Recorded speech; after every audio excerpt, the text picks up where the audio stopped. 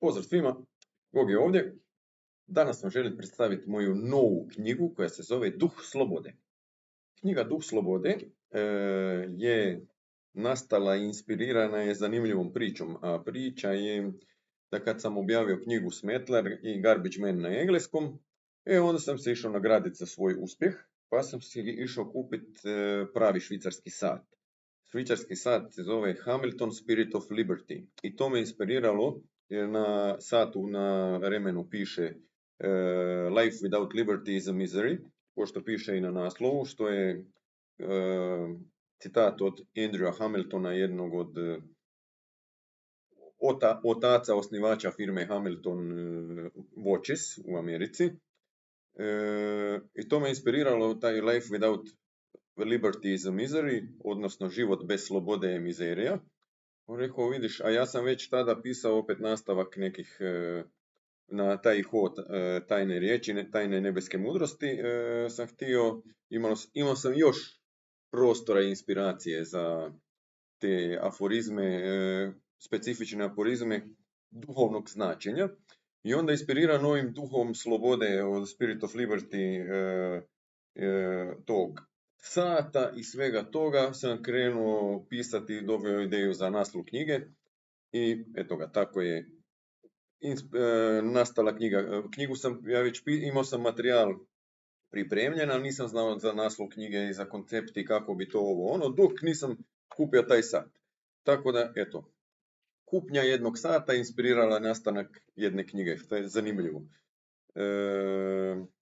Ali inspiracija za ono što ta knjiga nudi je opet nebeska inspiracija koja nema veze sa ovozemaljskim životom, sa ovim svijetom, ima u smislu poboljšanja našeg svakodnevnog života, jer je namjena ove knjige da rad na sebi, popularno kako se zove samopomoć, a ta samopomoć u ovom slučaju je da čitajući ove riječi sami sebi pomažemo, da ih čitamo kao meditacije, kao mantre, čitamo ponavljajući i onda nakon puno čitanja i puno ponavljanja ti aforizmi se, ako koje u svim mojim knjigama, ako vjeruješ u to kaj radiš i kaj čitaš, i oni ti se pojavljaju u životu točno kad treba i kako treba i zašto treba, točno tada, i to je čudo mudrosti koje treba neko znanstveno objasniti. Ali se događa. I pojavljuju se i vode te i mijenjaju ti život i mijenjaju život čim ih shvatiš, prihvatiš, razumiješ i upotrijebiš na neki čudesan, misteriozan način. I sad točno kako to sve ide, malo ću vam čitati iz knjige pa da vidite. Znači još jednom, duh slobode, bez slobode život je mizerija. Pa eto da predstavimo tu knjigu. Duh slobode je knjiga koja je put prema rješenjima. Ako imate problem, ja imam rješenje. Bez obzira na to kakav je vaš problem, vaše rješenje počinje ovdje. Rješenje je jednostavno. Pročitajte ove riječi i ponavljajte ih. Čitajte ponovo i ponovo i rješenja će se pojaviti u vašem životu kakvi god bi problemi bili na osnovu ustrajnog čitanja i ponavljanja ovih meditacija. To nije magija, nije religija ili neko čudotvorni lijek. Rješenje koje ja nudim je snaga riječi. Riječi imaju moć. Ako dublje proučavate mudrost univerzalnu, značite da riječi imaju moć i znate to instinktivno već u sebi. Ta moć je tu da ju razvijete, da ju trenirate i da se trenirate u njoj i steknete ju. Kao u svim disciplinama, to je disciplina i treba uložiti napor u to. Ako želiš biti na vrhunskom nivou, moraš se ponašati kao da si vrhunski profesionalni sportaš. A to znači vježbati ove riječi na isti način kao što najbolji svjetski sportaši vježbaju. 3 puta dnevno, ponekad i 4, 5 i više, a nekad i jedanput, zavisi, ali što više puta dnevno. I nikad ne prestajte, ne odustajte sa čitanjem ovih riječi i ponavljanjem. Stalno naprijed i čvrstom voljom prema svojim ciljevima. Kako vas nečije ružne riječi i loše riječi pogađaju u srce i djeluju na vas na svim nivoima, u negativnom smislu, isti sistem je ovdje. Dobrotom sebe gađate, a ne lošinom. Dobrotom, a ne lošinom. Pogađate sami sebe u svoja srca, u u duh i dušu sa ovim dobrim, jakim, moćnim i uzvišenim riječima. To će vas osnažiti do neslučajnih granica i svih vrsta snage i moći. Tad se rješenja vaših problema pojavljuju, Baš vama i samo vama. Znači, ovo je jedna intimna knjiga koju treba čitati u smislu, objasnit ću malo kasnije kako, sam, mislim možeš ju čitati kao neko informativno štivo, ali da bi ona djelovala moraš se zatvoriti negdje na osamu i čitati ju na glas i meditirati, čitati, razmišljati, razmatrati, ponavljati. I onda će sve ove riječi djelovati. Sve ove meditacije i aforizmi su namijenjeni čitanju u prvom licu. Znači, ti čitaš direktno sebi, izgovaraš ove moćne riječi sebi, direktno. Ja sebi, tu i sada govorim. Ovako, ja mogu, ja hoću, ja imam, ja radim to i to i neka vam ne bude neugodno. To je kao polaganje zakletve samome sebi. Tako ugradit ćete moć u sebe i svaki dio vas, doslovno u svaku vašu stanicu. I onda kad to uspijete, vaša rješenja samo vaša i samo za vas, i vaša čuda će se događati samo za vas i to baš onda kad vam trebaju. Ne čitajte ove meditacije kao zabavni roman, jer onda ništa toga, ne bu radilo. Vjerujte, ali bez očekivanja i želja. Čvrsto vjerujte i samo čitajte. Čitaj uz dodatak tajnog sastojka koji će vam pomoći da ubrzate svoj razvoj i rezultate. A tajni sastojak, kako sve kaj čitate, a tako i ove riječi, je čitanje sa stvarnom veličanstvenom obsesijom. U svoje čitanje, razmišljanje i ponavljanje i meditiranje ugradite strast, vatru u srcu, ispunite se božanskom inspiracijom, nahranite se duhovno hranjeni veličanstvenom obsesijom i radošću. S takvim stanjem uma, duha i duše čitajte. Čitajte ponovo i ponovo, čitajte u sebi, zatim na glas, zatim uzmi knjigu i šetaj i čitaj. Skeniraj, čitaj na preskokce, čitaj u rikvers, čitaj naprijed. Snimi svoje čitanje pa preslušavaj. Jako je važna ustrajnost i neodustajanje. Neprekidno proučavanje uz tajni sastojak koji sam vam otkrio i uspjeh će doći. I očekujte svoja rješenja, očekujte svoja čuda. To znači da ih stvarno očekujete i budete na oprezu da ne propustite priliku kad stignu. Ako propustiš priliku, nije to ništa tako strašno, ne treba se zato grist, druga prilika će doći.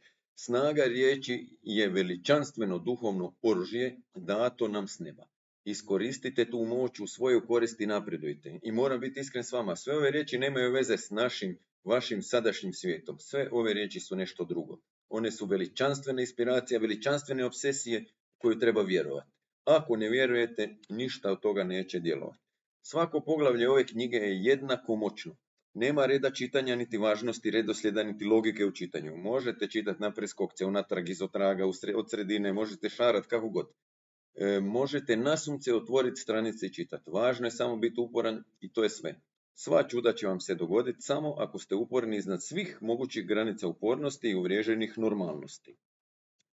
I sad još nešto. Kako meditirati na sve to? Osnovni način je čitanje i ponavljanje tog čitanja. Čitajte u sebi, čitajte na glas, hodajte po sobi i čitajte. Drugi način je ponavljanje. Kaj više ponavljate svako od ovih izreka, čitajte ih puno puta, ponovo i ponovo i ponovo. Koliko ponavljanja je dovoljno, provjerite u zadnjem poglavlju ove knjige, ja ću vam reći. Kad svaku, nećemo sad čitati cijelu knjigu, koliko je ponavljanja dovoljno? Dovoljno je ovoliko. Kad svaku ovu izreku pročitaš 33 puta i onda plus još 3, onda ćete shvatiti kako, zašto, zbog čega i onda će to sve djelovati. A zašto 33 puta i plus 3? To nabavite knjigu pa pročitajte u zadnjem poglavlju.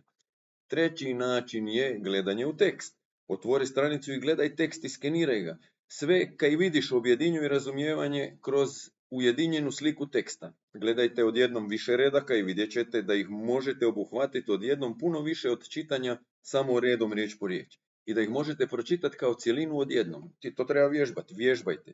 Zatim se vratite na određeni tekst koji vas je baš pogodio u srce i čitajte ga, razmišljajte o tome. Zatim sve to otpustite i krenite u svoju životnu akciju. Nije potrebno sjediti u položaju meditacije i razmatrati ova učenja. Ona su živa i živo ih treba čitati i razmatrati kroz više akcija. Takvo meditiranje djeluje jako, brzo i efikasno i donosi razumijevanje i prosvjetljenje onoga koje proučavate. Naravno, možete sve to još pojačati sa sjedećim meditacijama. Sjedneš i sad ti razmišljaš o tome šta si pročitao ili gledaš u to, u taj tekst, u jednu stranicu i skeniraš i meditiraš o tome.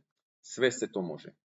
I evo par izreka. Znači, cijela knjiga je koncipirana naravno u poglavljima. Prvo poglavlje se zove Puta početak i onda tako idemo dalje. Evo par izreka iz prvog poglavlja.